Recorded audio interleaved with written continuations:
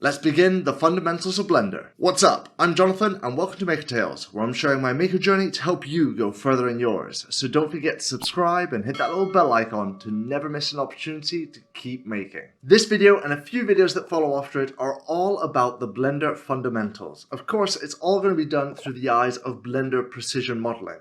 And you're going to learn what exactly is the Blender workflow, what is a 3D object within Blender made of, and then how on earth do you interact with that 3D object within Blender. Of course, this is just going to be the fundamentals, so we'll be starting very basic and getting a little bit more complicated within each bite-sized video. So now let's get on with the Blender fundamentals. So here we are within a nice fresh new Blender file. Now that we have Blender set up for our precision modeling, let's go ahead and understand exactly what we're looking at. Of course, we know that currently we have this camera here, we have a light there, and we have this cube. Now let's figure out a little bit more information here. So first off, to get a little bit more information of what exactly is going on in your scene, down on the bottom right hand side where you've got your version number, you can right click it and put in scene statistics. Let's click that and all of a sudden you have all these statistics of what's going on in your scene. Now don't worry about what it says just there. I just want you to see that there it says there's 3 objects and it's 1 of 3 because we have our cube selected. If we deselect it, it's 0. Okay, fantastic. Now let's go ahead and observe our cube in a little bit more detail and our hierarchy. So we know that we have a camera, cube, and a light. Our camera has this little icon next to it, very much looks like a camera. Our cube has this strange icon next to it, and our light has this other strange icon. Well, I can tell you that there is a spotlight or a point light. Spotlights are a little bit different. This is a point light. And this here, it's got sort of points and lines between it. Why is that the case? Well, Blender is something called a mesh modeling program. So this means mesh modeling usually has 2 versions to interact with objects within a 3D space. There is the object version and the editing version. Now what exactly do I mean by that? Well, if I select my cube, I don't really have any way of editing this cube currently. It sort of just looks like a cube. There's nothing else I can select of it. So if I wanted to select this face, how would I select that? Well, to do that, you have to go into the editing version. So up on the top left you have object mode, which is the current mode we're in. So to go into edit mode, you can do the drop down to edit mode, and now all of a sudden you will see that our whole cube is selected. So let's click outside of the cube and you'll see that there's these black points, these blue lines, and these gray faces. So these blue lines, just as we did right at the beginning when we were setting up our preferences, this was the color blue that I set. These black bits are vertices, or a vertex when you're talking about one. And of course these gray areas are faces. So now you can take a look up on the top right where your hierarchy is and you can understand what this symbol is. This symbol is the symbol for mesh because there are vertices and lines. Of course, it's going to be a little bit tedious going in and out of edit mode through this drop down menu. So there is a shortcut here, which is the tab button. Just be aware that you've got to make sure that you have a 3D mesh object of some type or a 3D object of some type to go into edit mode. If, for instance, we click on our camera and then we hit tab, we're not going to be going into edit mode. But if you have your cube selected and hit tab, you will be going into edit mode. So now that we are in edit mode, we can see that we have the black dots. Like I just said, these are the vertices. We have these blue lines, these are your edges, and we have these gray areas which are your faces. So right this minute on the top left you will see that we have this little box selected. This is vertex select. Next to it will be edge select and face select. As you can imagine, that means we can currently select vertices. So let's go ahead. You can click on each vertex as so to select it. Currently the tool up here is our selection box, which is the shortcut for W. You can hit W more than once and it turns into different types of selection. So just be aware of that. So with this one, which is our box selection tool, we can drag a big box and that will select a whole bunch of vertices. So let's go ahead and let's change this to edges. You can change it by clicking here, and this turns you into the edge selection mode. Or if you'd wish to do it a different way, you can use the shortcuts 1, 2, and 3 on your keyboard to change between vertex 1, edges are 2, and faces are 3. And this is a very quick way of changing your selection method within edit mode. One thing to keep in mind is if we are, for instance, in edge select, we select this edge and now we're going to jump over to vertex select. It's going to select the 2 vertices that correspond with that edge. The same applies when we go into face select and we now jump into vertex or edge select. It's going to select all the edges or vertices that are correspondent with that face. So now we understand that a 3D object within Blender is made out of a collection of vertices, edges, and faces. Now these don't need to exactly be connected, but we'll get to that later on in another video. For now, I want to go back into edit mode and I want to show you more selection methods. So we now know how to individually select and box select both edges, faces, and vertices. But how about deselection? Well, like many programs out there, deselection is going to be holding down Control and then like a selection. So holding down Shift increases your selection and holding down Control decreases your selection. So now let's go ahead and let's select everything that we see here. Okay, we think that we've just selected everything. One thing to be aware is that you might have thought you've just selected everything, but this is a 3-dimensional object. And currently, this 3-dimensional object is not, how would I say, it isn't acting as a transparent object. If we go to the other side, you will see that we have a vertex that is unselected. Now there is a quick way to go ahead and select everything on a scene. To do that, you just press A, and that will select everything within a scene. Of course, that very much means that if you're in edit mode, everything in edit mode will be selected, and if you're in object mode, everything will be selected. So now we know how to select everything, and we know how to do a box selection.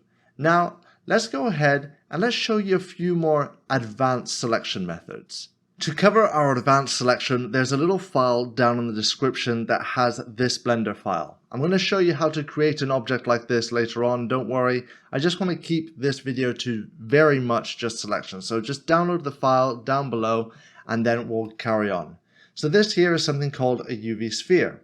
If we select it and go into edit mode, you will see that we have a lot more faces, edges, and vertices to play around with. So first, let's go ahead and cover something called loop selection.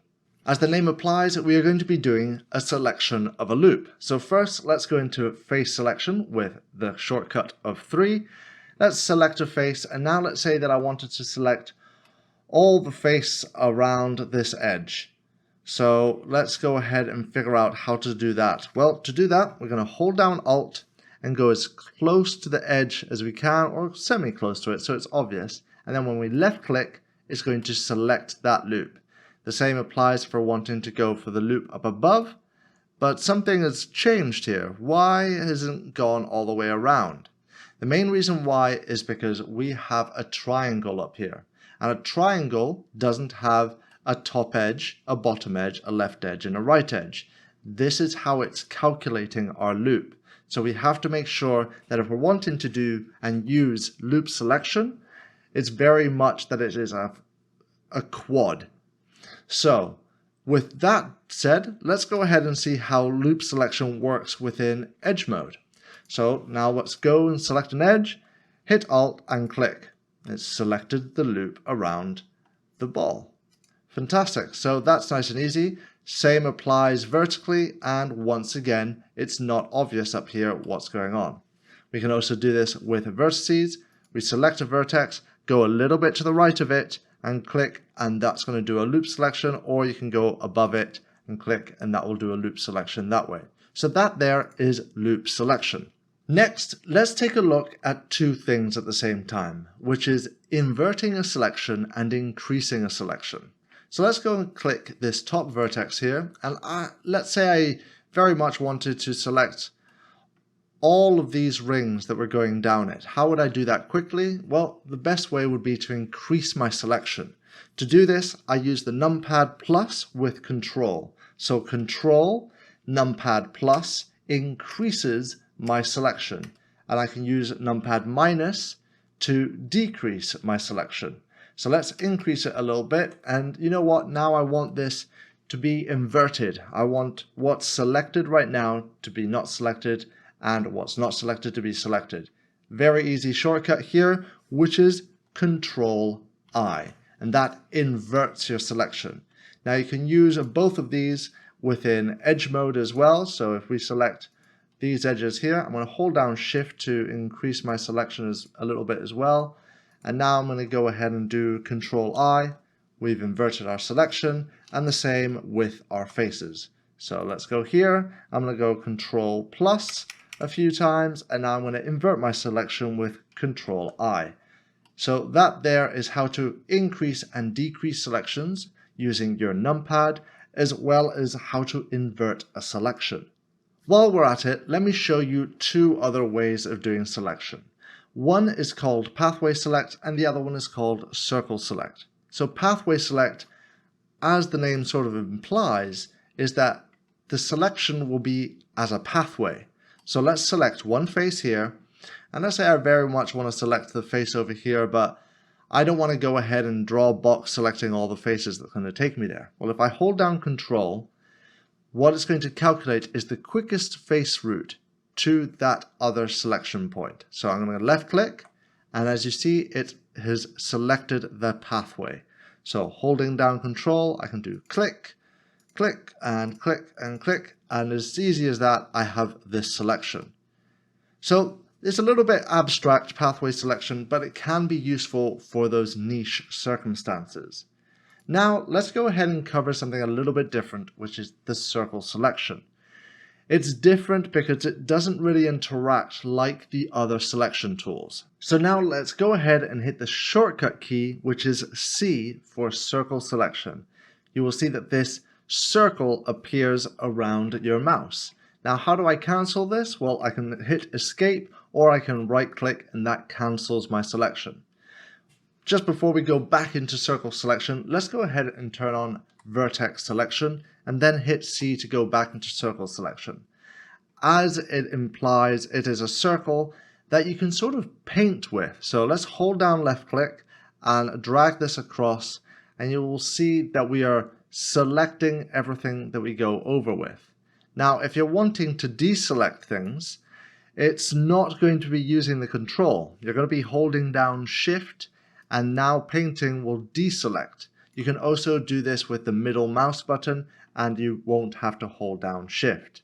So that there is the circle selection tool. It can be quite interesting when you're trying to grab a whole bunch of objects. Now, while we're here, I just want to point your attention back to the information that we had down here. You can now see that we have a lot more vertices, edges, and faces, and choice. So let's go ahead and see what happens now when we select something with this. While we select, you will see the number down here increases as we increase our selection. The same will be for decreasing the selection. But it's just a very good informational cue to let you know what exactly you have selected. So if one day you wanted to just select this one thing over here, you can be sure that you've selected just one vertex without accidentally selecting more than one. Let's say you couldn't really see it around the corner. Now, speaking of not being able to see things, now let's talk about our most advanced part of selection, which is X-ray selection. As the name implies, we're about to go into something called X-ray. And X-ray will basically mean that we have an X-ray view of an object. Now, this isn't really a selection method, it's to do with the way that your viewport changes. So we have views up here on the top right hand side. And for now, we're just working in this view here, which is called the solid view. So this is for solid shading. It's very much solid because when we try and do a big selection, we are only selecting that thing and we're not on the other side of it. Now, there's two things to keep in mind here. We have something here called wireframe and something here called X-ray. First, let's go within Solid and just turn on manually with the button X-ray. You will see that now we see through our object. And now, when we do a big selection box, we are selecting everything immediately. Now you might be asking, so why on earth would you want this other one that's here, and what is it for? Well, this is a wireframe view. This shows you the wireframe. It also automatically turns on X-ray. Now this is more useful outside of edit mode. So let's go back into solid view and let's go back into object, and now you will see we don't get to see our wireframe right this minute. But if we wanted to see all our edges, we could go ahead and hit our wireframe shading. Now, if you don't want it to be X-ray enabled, you can always turn off X-ray, but we still see our wireframe. That's the difference. It's a little bit gray, but just get the idea that that's the difference between X-ray, wireframe, and solid shading. So most of the time I work with solid shading, and then I use one main shortcut, which is Alt-Z, and this turns me into X-ray. This is how X-ray looks like in object mode. And if you do Alt-Z again, it turns off X-ray. So let's go back into object edit mode, Let's go Alt-Z, and now we can very much select right the way through our object. Now, keep in mind that X-ray works with every type of selection method, be it our circle selection to our Control plus selection. We can select through an object and now do numpad plus, then go into our circle selection and do a circle selection over here, and then increase our circle selection and then do a shift select and deselect all that across there. Then we're going to go right click to cancel our circle selection. And then we're going to go Alt-Z to go back into our solid view without wireframe, and you can see our selection. Now there is one more shortcut I just want to quickly say, which is Shift-Z. This takes you into our wireframe view. And keep in mind that if you turn off X-ray, it will remember that you've turned it off, and if you turn it back on, it will remember that you've turned it back on within wireframe. And with that covered, we now have basic fundamental Blender selection covered, as well as understanding what exactly a 3D object is made of within Blender, and starting to understand the fundamentals of the Blender workflow, that there's this object mode and this edit mode that are two completely different environments to interact with 3D objects. Stick to the end for a little something extra. A huge thanks to my patrons. You guys are absolutely awesome and it means the world to me. And if you're enjoying what I'm doing here and you think I'm worthy of your support, I would love to see you there too. Don't forget that we have a Discord community and it is linked down in the description. Thank you for watching, keep making, and let the quest continue. And for you awesome few that have made it all the way to the end, this here is a mini obstacle course to make sure that you've really understood the concepts that we've covered in this video. Linked down below is also a solution video to make sure that you really understand what's going on.